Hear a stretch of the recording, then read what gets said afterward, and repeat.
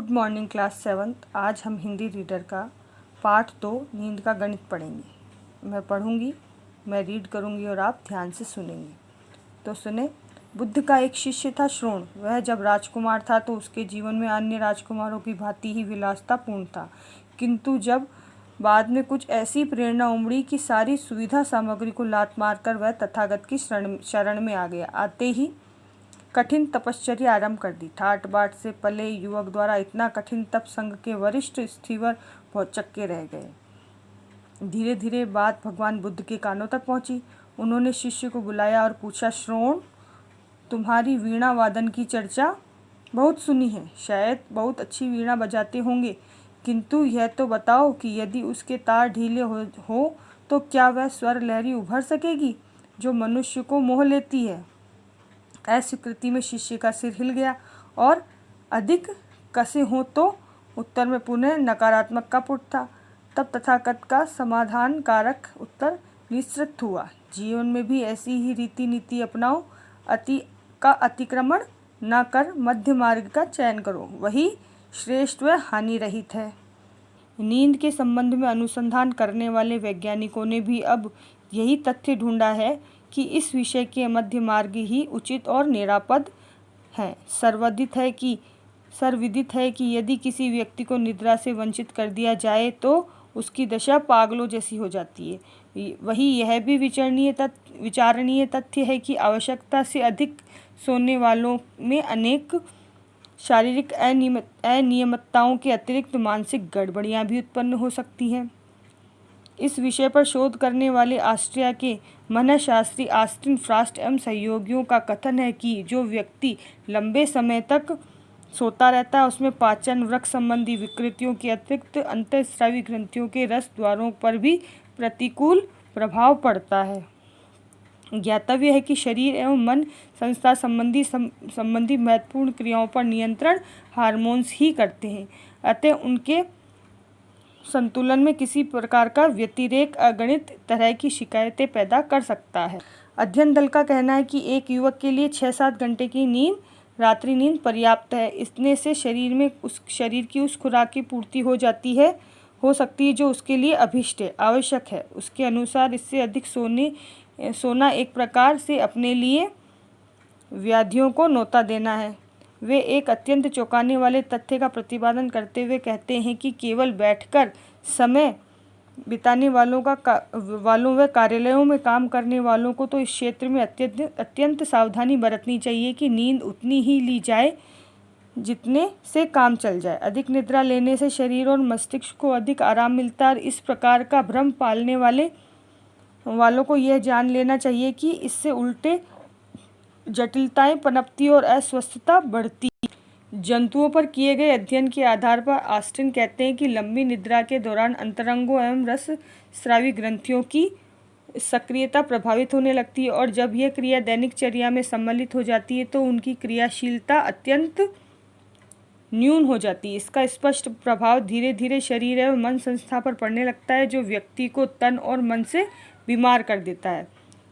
इसके विपरीत कठोर शारीरिक श्रम करने वालों के संबंध में शोध दल का कहना है कि ऐसे लोग तनिक लंबी अवधि तक बिस्तर पर पड़े रहकर लंबी निद्रा ले तो कोई हर्ज की बात नहीं है। यह अवधि 1-1.5 घंटे से किसी प्रकार ज़्यादा नहीं होनी चाहिए, अन्यथा उन्हें भी दुष्परिणाम भुगतने पड़ सकते हैं जो नियमित रूप से मानसिक श्रम करने वालों को झेलने पड़ते हैं।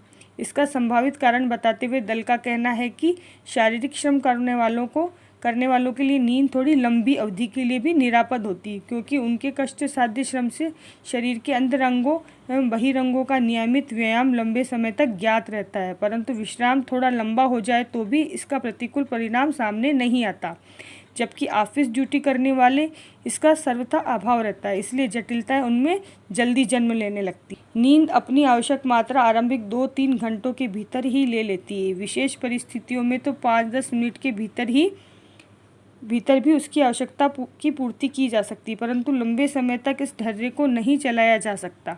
इससे गंभीर समस्या उत्पन्न होती है और उत्पन्न होने का खतरा बढ़ जाता है। इस संबंध में एक उदाहरण प्रस्तुत किया गया है कि द्वितीय विश्व युद्ध के दौरान कितने ही सैनिक थे जिनको दिन रात कई घंटे जागरण की स्थिति में बिताने पड़ते थे, परंतु बीच बीच में 5-5 मिनट के लिए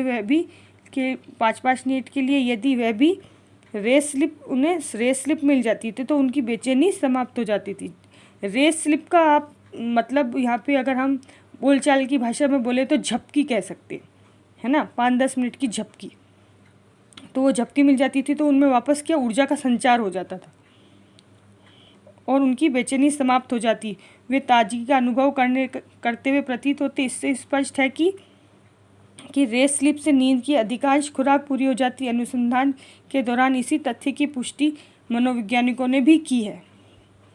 उनका कहना है कि रेस स्तर की थोड़ी नींद से भी बिगड़ते मानसिक संतुलन को संभाला जा सकता है। यानी कि अगर हम ज़्यादा थके हुए हैं और अगर हम थोड़ी सी बीच बीच में 5-10 मिनट की झपकी ले लेते हैं तो हमारे शरीर में क्या हो जाता है, ऊर्जा का संचार हो जाता है। और इस तथ्य को मनोवैज्ञानिक भी मानते हैं। अध्ययनों के दौरान उन्होंने पाया कि नवजात शिशुओं में रेम स्तर निद्रा का प्रतिशत 60 के आसपास होता है। उन्होंने यह भी बताया कि जैसे जैसे आयु बढ़ती है इस श्रेणी में नींद की तदनुरूप गिरावट आने लगती है। आयु में 30 वर्ष तक पहुँचते पहुँचते यह 35% रह जाती है। 50 वर्ष के करीब उम्र होने तक यह घटकर 20% रह जाती है।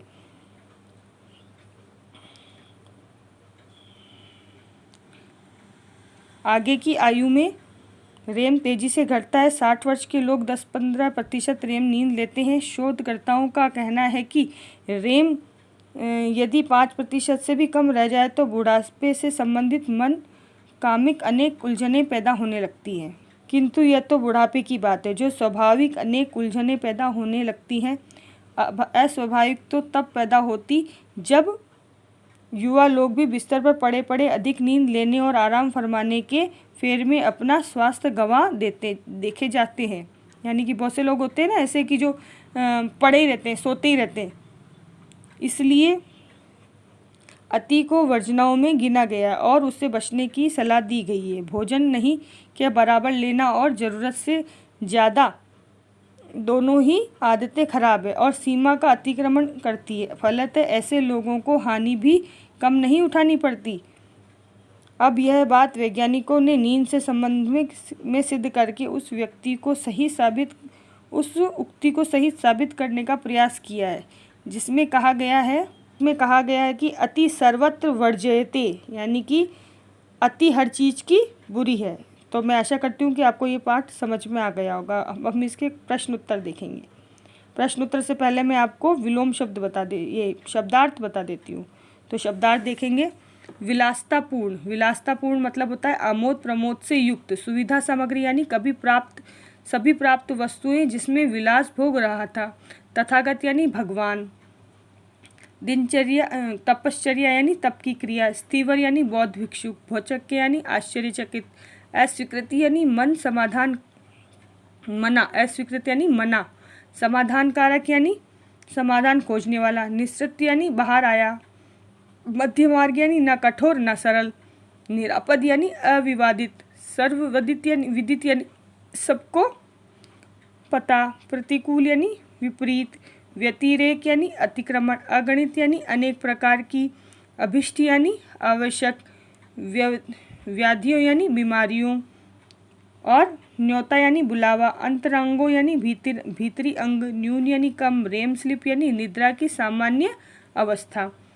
अब यहाँ देखिए आपके इस लेसन को बहुत छोटे से रूप में समझाया गया है। नींद की आवश्यकता जहाँ शरीर को पुनः स्फूर्ति प्रदान करती है, वहीं उसकी कम और अत्यधिक मात्रा आलस और प्रमोद भी उत्पन्न करती है। अधिक सोने की आदत व्यक्ति की सारी स्फूर्ति को क्या कर लेती है, हस्तगत कर लेती है और ऊर्जाहीन सा जान पड़ता है। और वो क्या होता है, ऊर्जाहीन सा जान पड़ता है। ज़्यादा सोने से भी स्थिर शरीर क्या हो जाता है, शिथिल हो जाता है। शरीर में स्थूलता घर कर जाती है और बुद्धि जैसे विचारना ही बंद कर देती। इसलिए ज्ञानजन किसी भी कार्य को अति से दूर रहने की चेतावनी देते हैं। यानी कोई भी कार्य अति से ज़्यादा नहीं करना चाहिए, है ना। अति सभी की बुरी होती। जिसने नींद के मध्य मार्ग का अनुसरण किया हो वही स्वयं को ऊर्जावान अनुभव कर पाया। अन्यथा आवश्यकता से कम व अधिक नींद लेना स्वास्थ्य की स्वास्थ्य के लिए क्या है, हानिकारक है, स्वास्थ्य की हानि करना है। अब हम इसके अंदर प्रश्न उत्तर देखेंगे। अब हम अभ्यास प्रश्न करेंगे। ये अभ्यास प्रश्न आपको अपनी कॉपी में राइट करने हैं और लर्न करने हैं। तो पहला प्रश्न देखिए, मध्य मार्ग से क्या अभिप्राय है। तो मध्य मार्ग क्या है, जीवन में रीति नीति अपनाओ जिससे हम सही मार्ग पर चलें, क्योंकि अति की अधिकता हानिकारक होती है, यही मध्य मार्ग है। सेकंड प्रश्न देखिए, अधिक सोने वालों को क्या हानि उठानी पड़ती है। तो अधिक सोने वाले व्यक्ति जो होते हैं वो उसकी व्यक्ति की जो सारी स्फूर्ति वो क्या होती है, हस्तगत कर लेती है और वह ऊर्जाहीन सा महसूस करता है। शरीर में स्थूलता घर कर लेती है और मस्तिष्क यानी बुद्धि जैसे विचारना ही बंद कर देती है। प्रश्न 3 देखेंगे, निद्रा से वंचित व्यक्ति की दशा कैसी हो जाती है। तो निद्रा की कमी से व्यक्ति के शरीर में आलस्य और प्रमाद को भर देती है। निद्रा क्या करती है, जब नींद की कमी हो जाती है, जब व्यक्ति को नींद नहीं मिलती तो पहली बात तो वो क्या करता है, चिड़चिड़ा हो जाता है। तो निद्रा की कमी व्यक्ति के शरीर में आलस्य और प्रमाद, आलस्य मतलब अगर आप नींद की कमी है आपको तो आपको किसी भी कार्य में मन नहीं लगेगा, अरे यार आलस आएगा, है ना। जब नींद की कमी होगी तो हम चिड़चिड़े भी हो जाएंगे और हमारे काम करने की शक्ति खत्म हो जाएगी। प्रश्न 4 देखिए, शरीर के हार्मोन्स क्या कार्य करते हैं। तो शरीर के हार्मोन्स शरीर एवं मन संस्था पर संबंधी सभी महत्वपूर्ण क्रियाओं पर क्या करते हैं, नियंत्रण करते हैं। फिर प्रश्न 5 देखिए, तथागत अपने शिष्य को क्या संदेश देते हैं। तो तथागत अपने शिष्य को संदेश देते हैं कि जीवन में मध्य मार्ग का चयन करो, क्योंकि वही श्रेष्ठ रीति और नीति है। अब हम भाषा बोध से रिलेटेड प्रश्न देखेंगे। निम्नलिखित शब्दों के विशेषण बनाओ। तो आपको विशेषण बनाने हैं, विशेषण आपको आते ही हैं, क्लास 7th आपको विशेषण कैसे बनाने हैं। देखो, नाटक से विशेषण बनेगा नाटकीय, दुख से दुखी, मास से मासिक, वर्ष से वार्षिक, ग्राम से ग्रामीण, आलस से आलसी। इस तरह से ये सारे प्रश्न आपको अपनी कॉपी में सुंदर हैंडराइटिंग में करने और लर्न करने है ना। तो आई होप आपको ये वीडियो पसंद आया होगा। Please subscribe it, like it and share it. Thank you. Next video में हम लेसन 3 पढ़ेंगे।